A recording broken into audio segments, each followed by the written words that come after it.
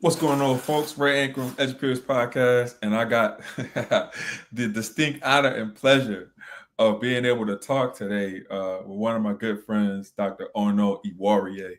Doc, how you feeling, man? Man, I'm feeling good, man. I'm glad we're doing this. So I'm feeling great. Yeah, and so today, folks, we're going to talk to you about stereotype threat, right? And uh, we're gonna position it in a way or fashion it in a way in which we can cover multiple things in terms of how we talk about stereotype threat. And so Doc, if you are given a working definition of what stereotype threat is, what would you say it is? So the easiest definition would be stereotype threat is the increased anxiety and stress that's caused from fear of confirming negative stereotypes about your group. So that's the boilerplate quick answer. Yeah. So love that, right? So like, we talking everything black, right? And so and so talking everything black, doing it in black, even though I'm in blue, but it looks like it's black on the screen, but whatever. So so when you think of like the stereotypes that let's say African American males, like what are some of the stereotypes that African American males face in American society, in Western society? So actually the biggest one that impacts us really is intelligence, right? Okay. So Okay. the thought that we're like less intelligent, less educated, etc. So like for example, all right, so you've been in situations where you're like the only one in the room, right? Yeah. All right, so when you're in there, when you're the only one in the room, do you find yourself being more thoughtful about how you say things? Absolutely. 100%. And part of that is because you don't want to confirm negative stereotypes, negative stereotypes. You don't want to confirm negative images about your group, right? So you're like, okay, I'm going to say it a certain way, or I'm going to do this because I don't want anyone to question my intelligence because I know as a Black person, they question my intelligence, right? Well, to some degree, yes. But then in other respects, I think I look at it more so like I'm not caring. I'm a black male, but I'm not every black male. Like we're not, like I'm not. I'm not putting the race on my back in terms of being the only person that's in this room that's representing or like that is African American male, right? So like I think I do a really good job of like front loading and like differentiating the fact that, hey, listen, although I am a black male, I do not speak for every black male. I speak for me. Right. Right. But when you do speak though, right? Yeah. Yeah. Does part of you want to make sure that you are presented a certain way so no one questions that? So like if the person sometimes for the first well, let me say this. Let me clarify. For the first part of my career, yes. Right. Because like even though you have like all of the fancy book work and stuff like that, and you have the experience and stuff, yeah, like there are some things that it's like you don't want to trip over your words. You don't want somebody else to be able to say, all right, I don't even know if this person is smart enough to be in this position or whatnot. So yes, I used to be very, very casual in terms of like preventing that causation. Yes. So yes. And then over time that passed, you got more experience in your career, et cetera, et cetera. But you have experienced it before. So when we experience it, so a lot of times when I talk to people and they say they experienced that, I ask them, I'm like, all right, so when you were more cautious about your words, did you find that you actually would fumble your words sometimes, or you would misspeak or missay something, and normally you would have said it fine, but because you're trying to not misspeak and you're monitoring your words more, you end up like messing up a little bit or second guessing yourself. Or a lot of times with students, they won't raise their hand at all, or they won't say anything at all because they're so worried that they don't know the answer that they don't want to confirm negative beliefs about them or their group. Oh wow, that is so bro. That is so powerful, right? Because that's powerful from a K to 16 lens, right? Because like you see that in K to 12, of course you see that, but then also, and we'd be remiss to not say that you don't see that in higher ed as well. Like you see that in higher ed. Like I remember like experiencing those types of things or whatever. Like I remember a class at SUNY Albany, my black religion class. It was a black religion class taught by a black doctor. And like you had a class full of black Black people in that class, and I would be real cautious in terms of speaking out because I didn't want anybody Black to not think that I wasn't like smart enough and whatnot. So exactly. So you avoid the actual activity. And then when you do it, because you're nervous, you may not be as smooth as you normally would be. Right. Yeah.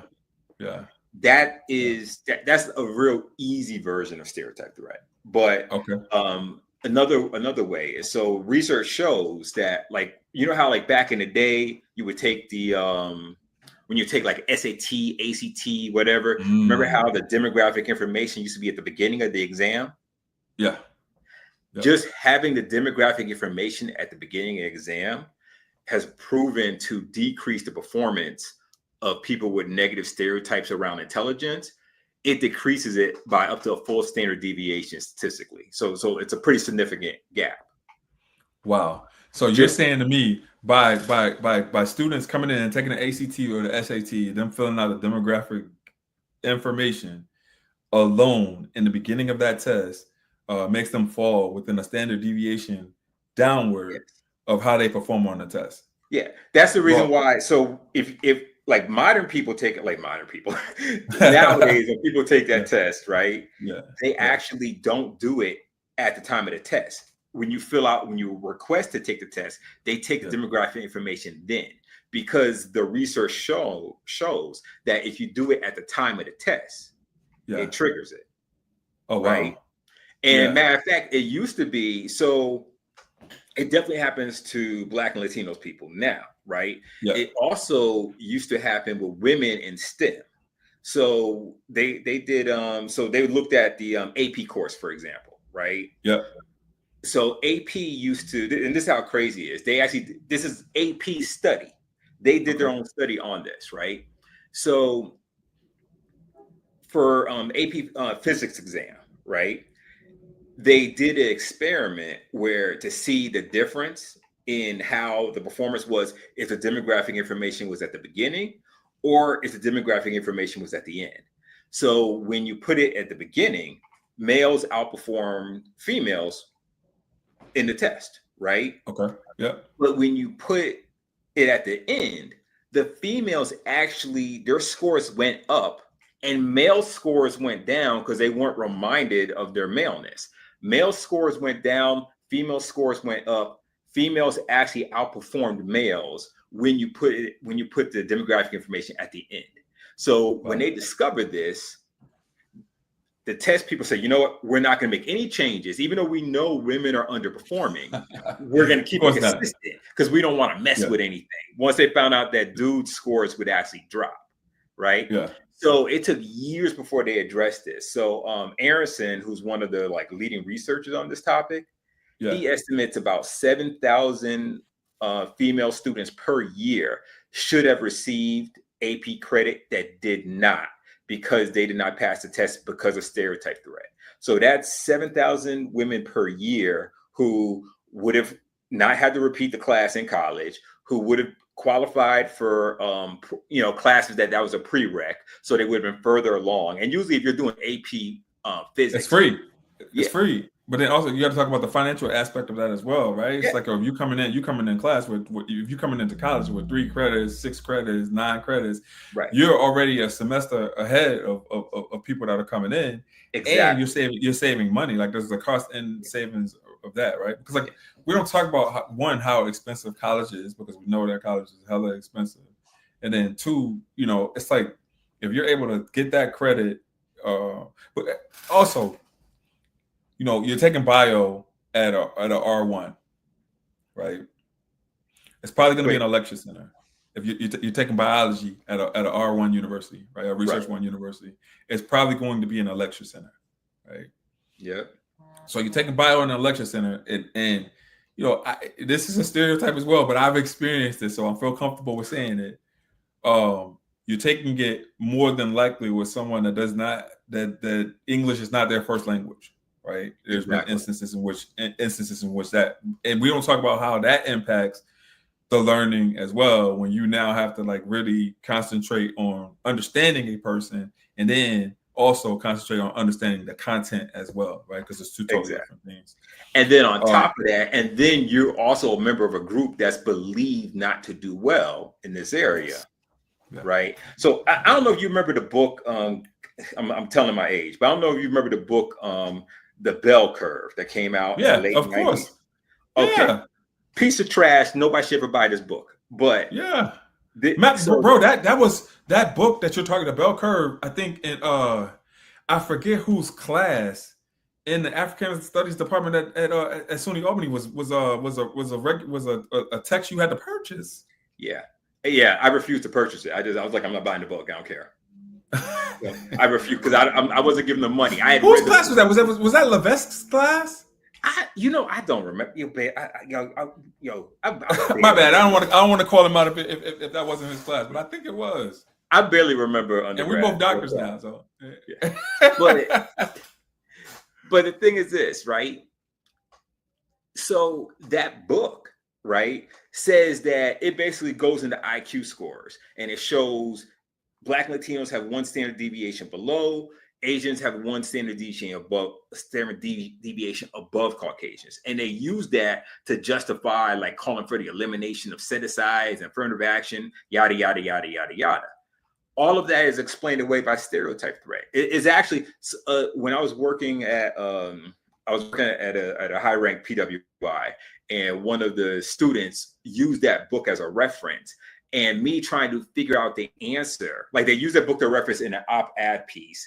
And when people responded to the op-ed piece, nobody questioned the actual data. Going down a research rabbit hole on that is what led to me eventually getting my PhD, because I ended up doing so much research. I'm like, I need to learn more about this. So with that being said, the IQ exam, for example, even if you get a nonverbal IQ score, Black and Latinos usually are one standard deviation below Caucasians. If you give let's say you give a nonverbal IQ score. If you tell Black people that this is a game, so like, where you move the shapes and puzzles around, you tell them that it's a game. You don't tell them that it's an IQ test. They get the exact same scores as Caucasians when you control for other factors.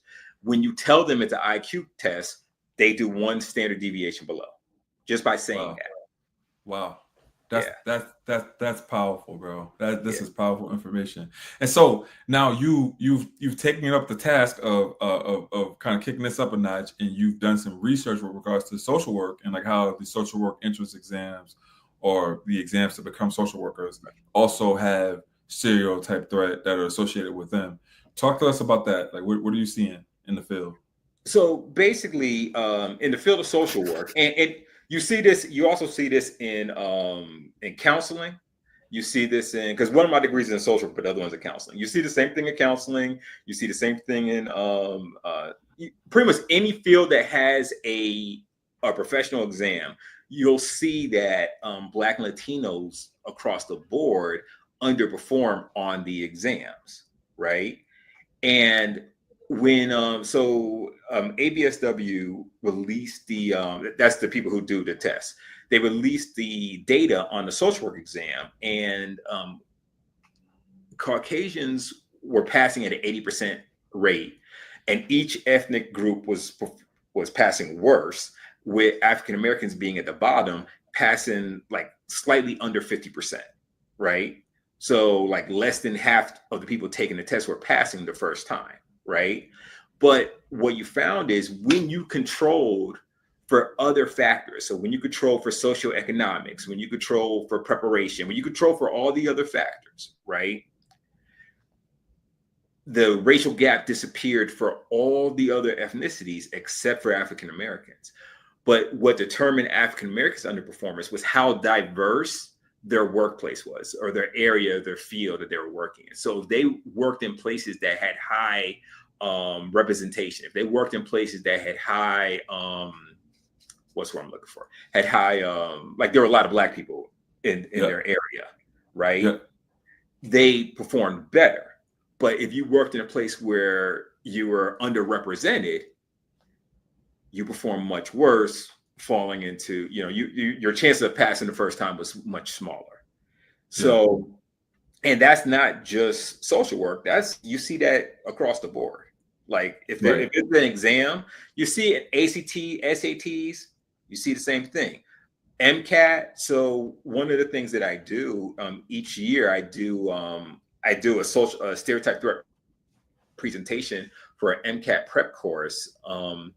And the reason why I do that is to help people do better on the MCAT, understanding the reason why we're underperforming on the MCAT is because of stereotype threat. So you see it across the board, not even just social work. Like anything that has an exam, you're going to find the same thing. And actually, Aronson, he's one of the main researchers in this field.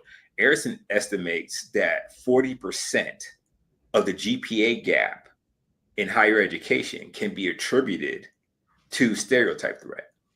And like people will always ask, well, why do people who attend HBCUs, why do they do better academically? Why do they have higher career aspirations? Why are they more likely to get graduate degrees? Why are they, why do they have better psychosocial adjustment?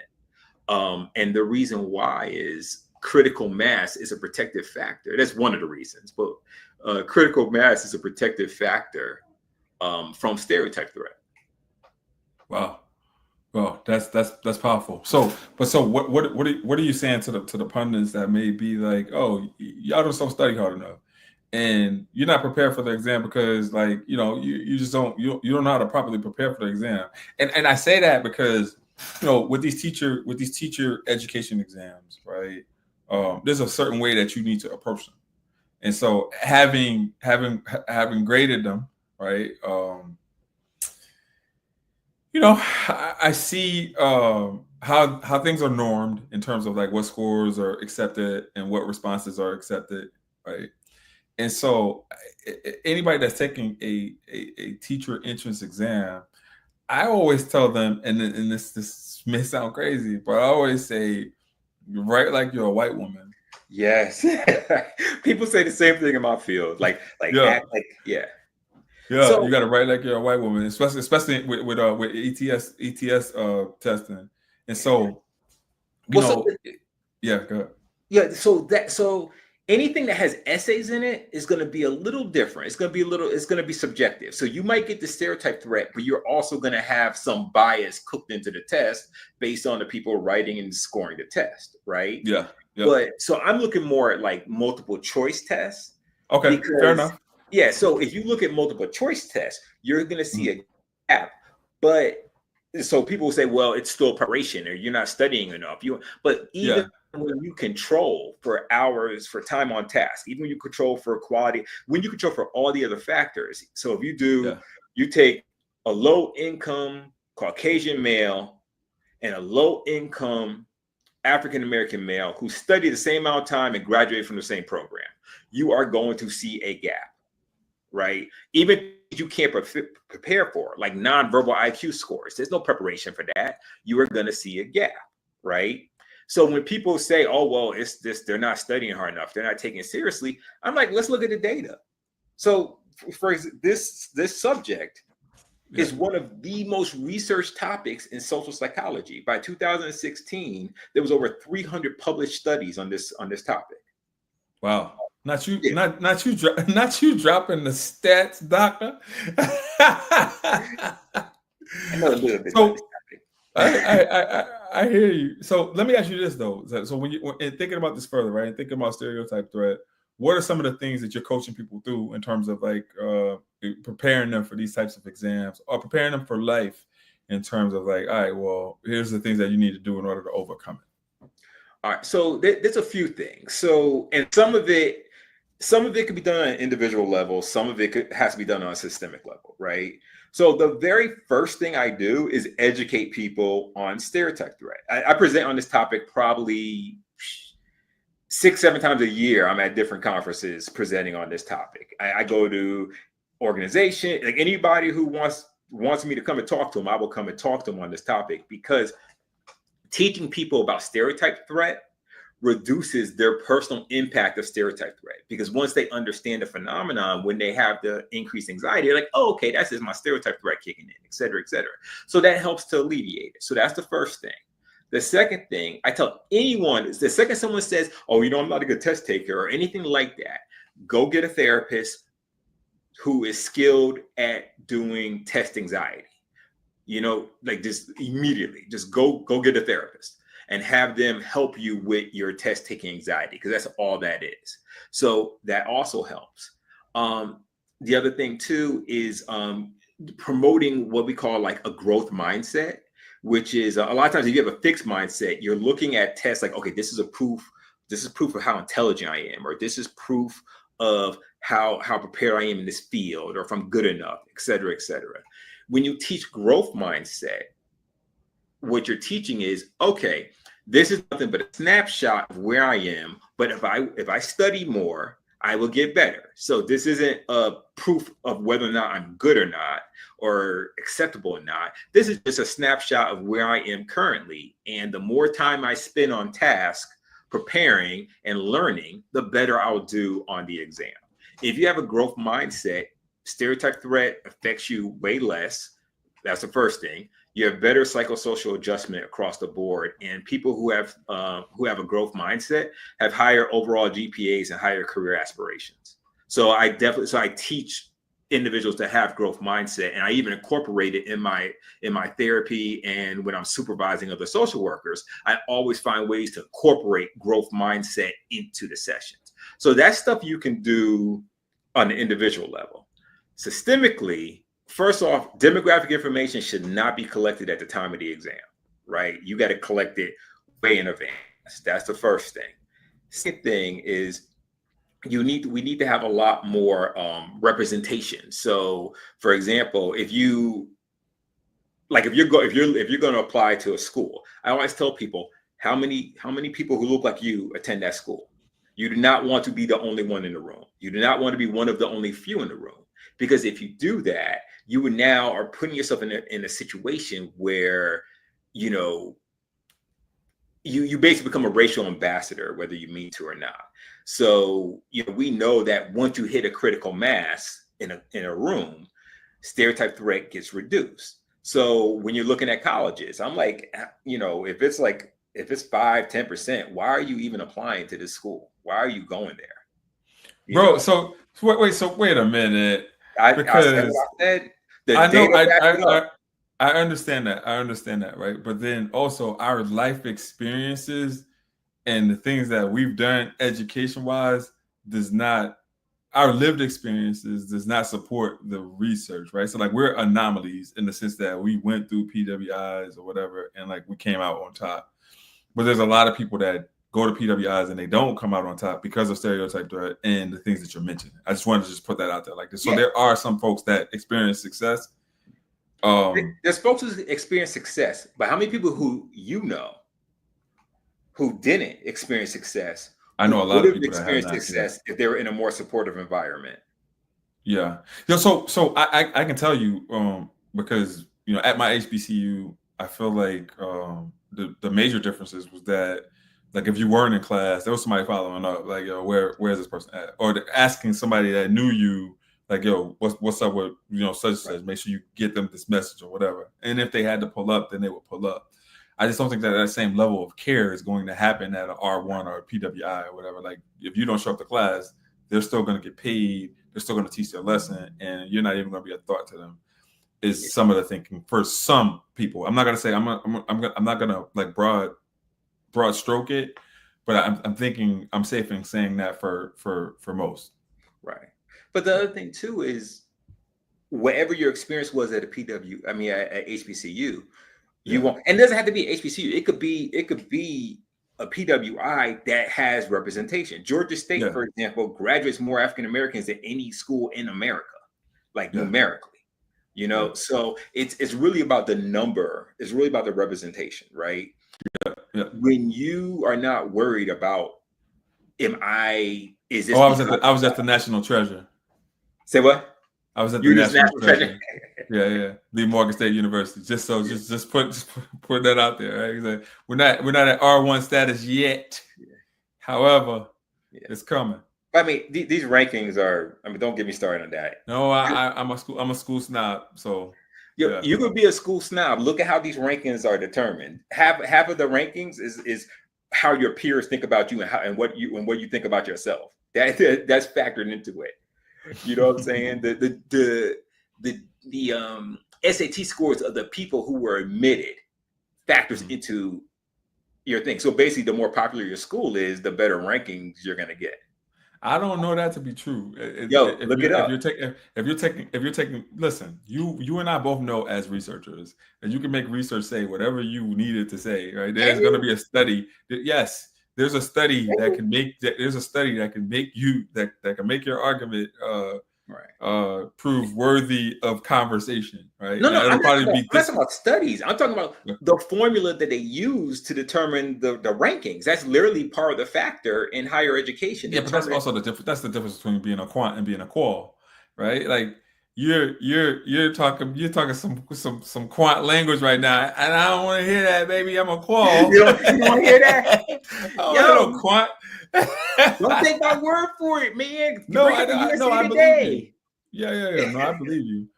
But let me ask you this though, like because you had a couple of schools that during COVID had removed those barriers, right? So they had removed the ACT, SAT, and they were looking at other ways and means in order to help students get into college and adjust.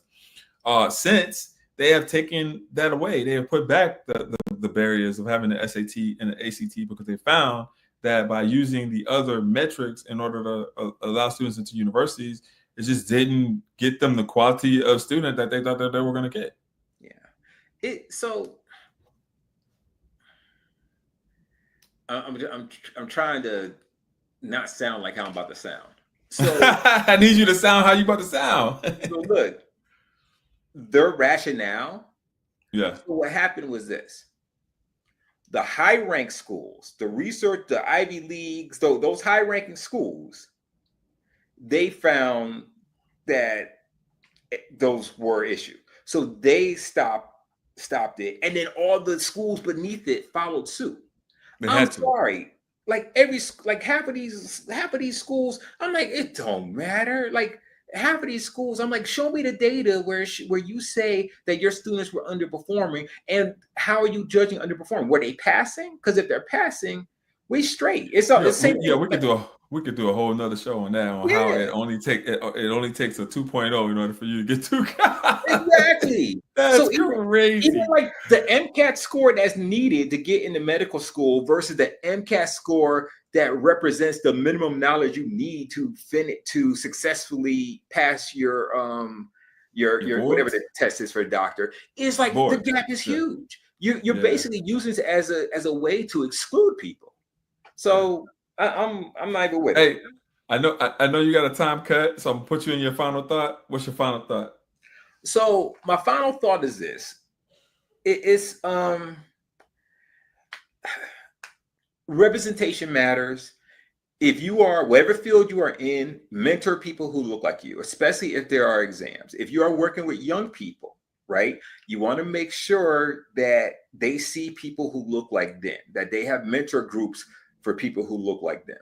When you are administering tests, et cetera, you want to make sure, challenge any, like if you see that stereotypes are being taught or normalized, you want to challenge that. You see the gap caused by stereotype threat performance starts in third grade. Third grade on, you see a performance gap related to stereotype threat. By the time we're losing hundreds of students. So my thought is, get your computer, get your phone, Google Scholar stereotype threat, and read about it. And there's so many interventions that we can do to address this issue. But the main thing is just getting people talking about it, because this was discovered in 1996. And every time I do a presentation and I ask people, have you ever heard about this? And these are educators and therapists. If I get more than one or two people in a room of 30, 40, 50 plus raising their hand, I'm shocked. We need to educate ourselves. Yeah, we got a part 2 of this, bro. But thank you for coming on the pod, man. Super appreciate it.